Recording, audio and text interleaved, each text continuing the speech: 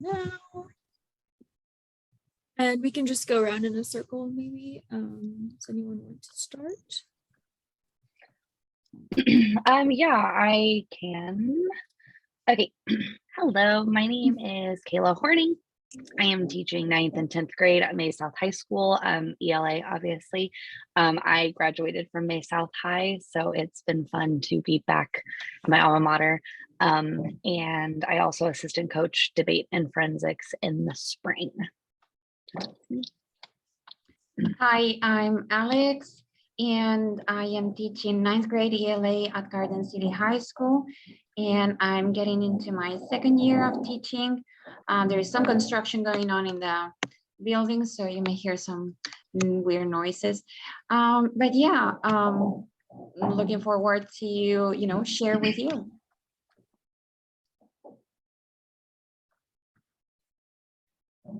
Go next. I'm Thea Lake. Be teaching English language arts, primarily journalism and writing for 10th through 12th grades at Seaman High School in Topeka, Kansas, which is also my alma mater, which has been kind of fun and exciting.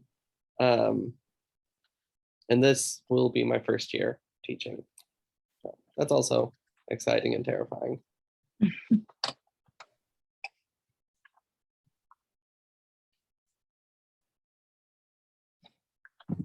I couldn't get myself unmuted there for a second. I'm Lydia. I teach, last semester I taught 9th and 12th graders, and this coming semester and year I'm teaching 9th and 10th graders, I'm pretty sure. And a reading and skill building class that's mixed level at Newton High School, which I also graduated from about not that long ago. I'm fairly young, but I am entering into my first full year of the program. I don't really know what else to say, but yeah. Okay, I guess it's my turn to talk. I'm Susan Severia. I'm going to be the new ELA teacher in our Valley Falls High School. I come from Massachusetts. I relocated to Kansas last year. I taught for 20 years at a college and was adjunct faculty there. So this is an entirely different world that I'm embarking on. Mm-hmm. And to say that I'm terrified is an understatement because, and everyone keeps saying, why should you be scared? You've been doing this for 20 years. I'm like, yes, but I've been teaching people who actually are paying to go to class and want to be there.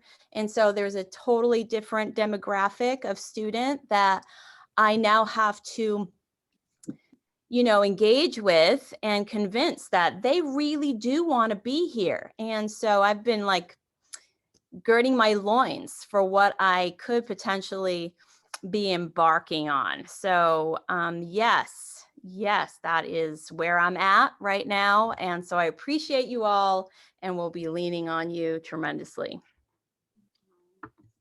Welcome, Susan. You are in good company, and hopefully today we'll have lots of good resources for you.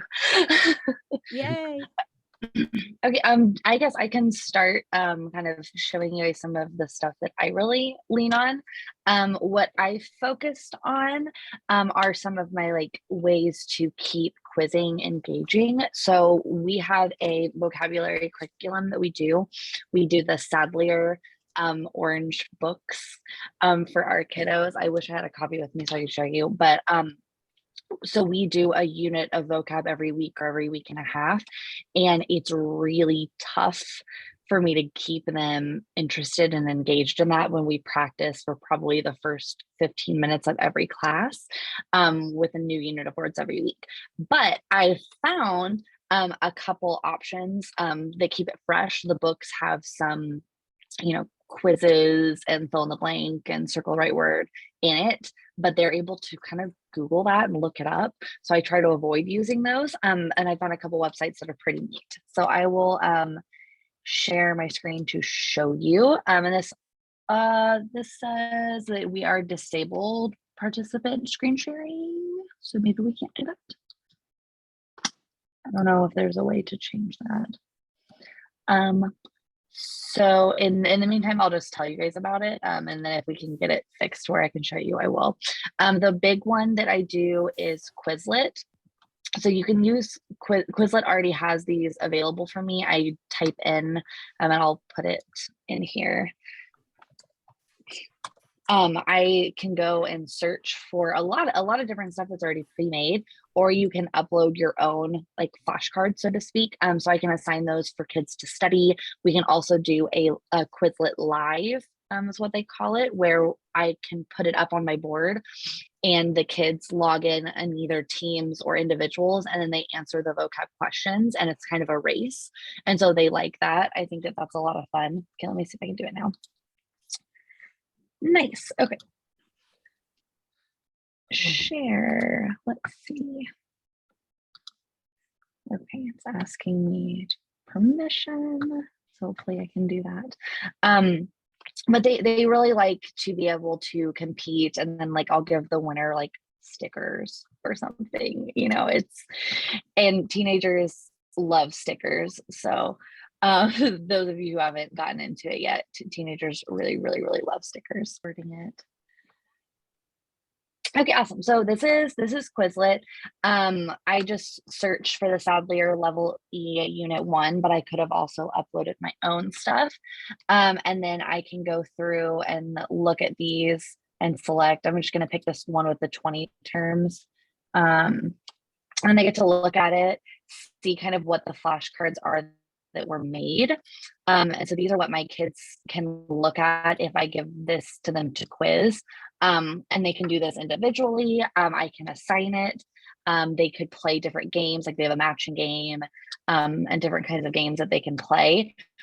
Or I could do a Quizlet live for it. Oh my gosh, it's been so many weeks since I've been in here to do it. But whenever I select the live, it essentially opens up a page for them to answer questions, and I have it projected up on my board where they can kind of compete. And so that one's really fun, but it is just kind of what it is, and they enjoy it. But my thing that I really like is GimKit, which is this other one, which is kind of the one that I want to focus a little bit more on. If you like, okay, let me see if I can log in. If you like the Quizlet, this is like Quizlet, but like advanced a little bit because it has a lot of different games. I have been continually getting the pro subscription and just like putting in a different email. But if that's something like your district is willing to pay for, I think it's like it's $5 a month, so it's really pretty cheap, and the kids love it. Okay, it's the same idea where you either upload or you locate your own that you do. So I've got my words and stuff that I do, and then I will select to play this, and whenever I play it, I can choose like different games. Okay, so they have like capture the flag, and this is like a fishing game, this is like a tag game, and the whole thing is that the kids are just answering the vocab questions. That's it. They're doing the flashcards, but every time they answer correctly, they get like points or money or whatever. Like this one is like Among Us, which the kids love, and so they have one person is not who they're supposed to be, you know, and so they're trying to guess and vote them off. But in order to get enough points to vote and to investigate each other, they have to answer these vocab questions. And even though it's nothing special other than just answering vocab questions, I had kids literally wanting to do this the entire 90-minute block. So I cannot recommend this enough if you have something that they need to study and they're not engaged. They have so much fun doing this. And you can also assign these outside, like if you use Google Classroom or whatever, you can assign these as homework. And I don't know how necessarily immediately, but I know that there's a way to like make a classroom on it and like keep track of if they're doing it. So those are the two that I wanted to share for studying, because they were like major game changer for me. I'll put the other, I need to stop sharing. I don't know how to do this. Oh, stop. Okay.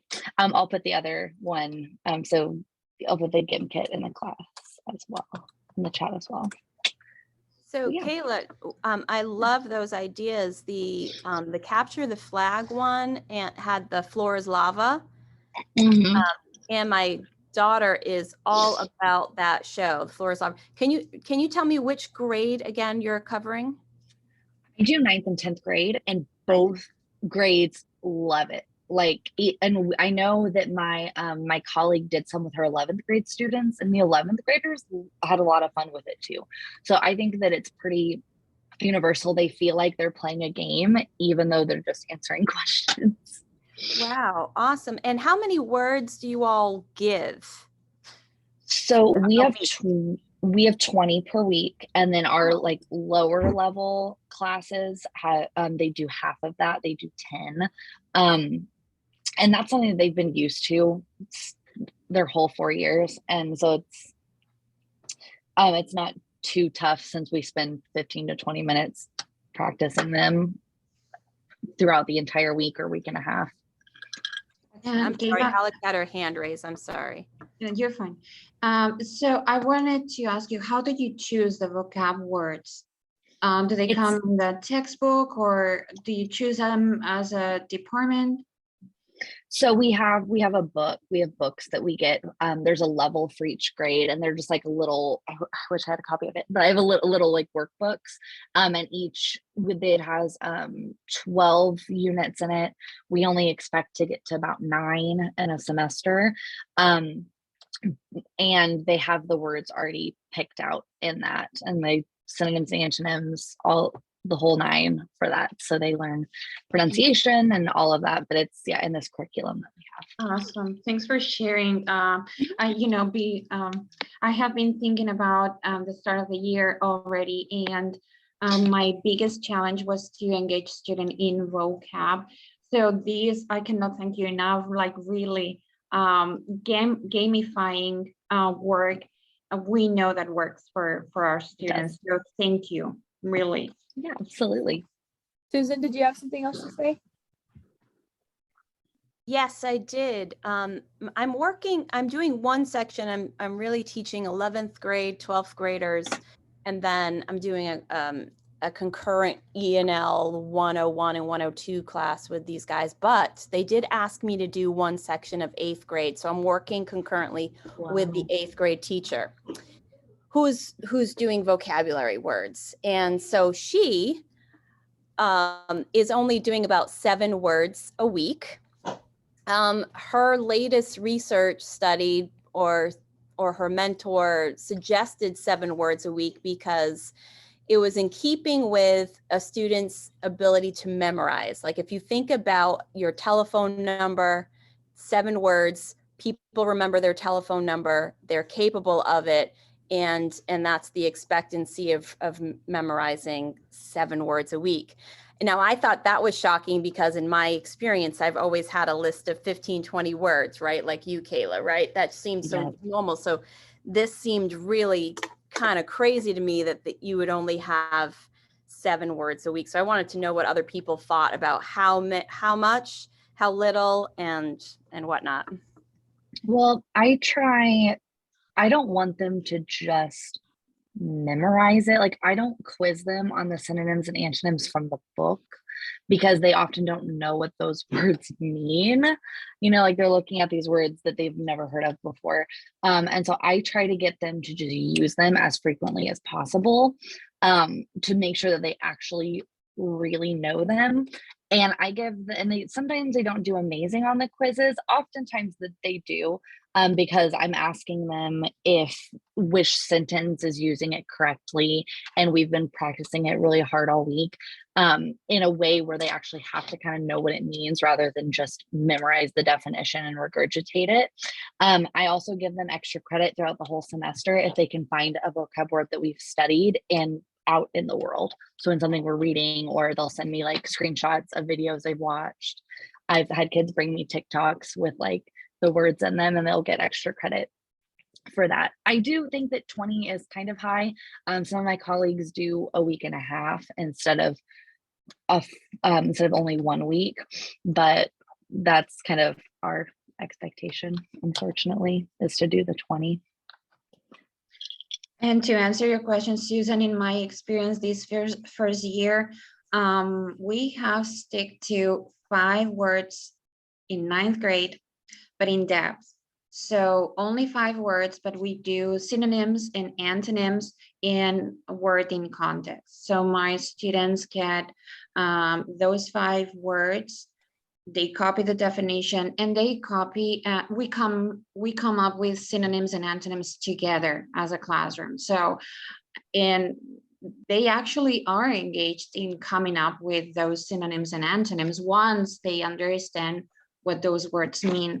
So I just didn't shoot for any more than 5 a week, but with those synonyms and antonyms. And then I quiz them the very next week. And they have to see if that word is used correctly in context. So I give them a sentence and I say, is this word being used correctly? They do pretty well, but it's one of those boring assignments, you know. So gamifying these with that gym kit is going to be a lifesaver for me. I'm going to go ahead and make a second link here and I'll drop it in the chat. So when our time runs out, we can just go to the next meeting. But I think 5 is awesome. I've seen my students like they learn so much more vocabulary through reading and actually writing than memorization and quizzes and stuff. So 5 might be your starting point. And then if you have like a foundational text or something, you could add to that list if you feel like they need prior vocab knowledge to understand it. Yeah, I was thinking with my upperclassmen that I wasn't going to assign that my 11th graders or 12th graders a vocabulary list, but they had to generate their own vocabulary list through the readings that they were doing. So they had to keep a record of all the new words that were new to them in their reading and log it and say, you know, when I read this article, these words, to get them to learn how to do a close read. And then they, you know, they're annotating their text, but they have to just give me a copy each week of the 5 to 7 words that were new to them, introduced to them. And that's what I was thinking about doing with them. What I would suggest that's been helpful to me is I would make, I don't know if you use Google Classroom or plan to use Google Classroom, but that would be an online assignment that I would do. I would have them do it as like a slide where I would have an expectation of how many words I want them to get a week, locate. And then sometimes I'll have them do like put the word, part of speech, synonyms and antonyms, use it in a sentence, and then do like a picture or do like the etymology or something. And then they'll just add the slides or fill it in. And so then that's something that they always have up that they don't necessarily have to like keep track of, because the less papers my kids have to keep track of, the more they actually turn in. That's what I've noticed. Great ideas, everyone. Thank you. Should we go ahead and hop over to the other meeting? Yeah, since we only have like 6 more minutes, I don't want us to get like in the middle of something. Yeah. Okay.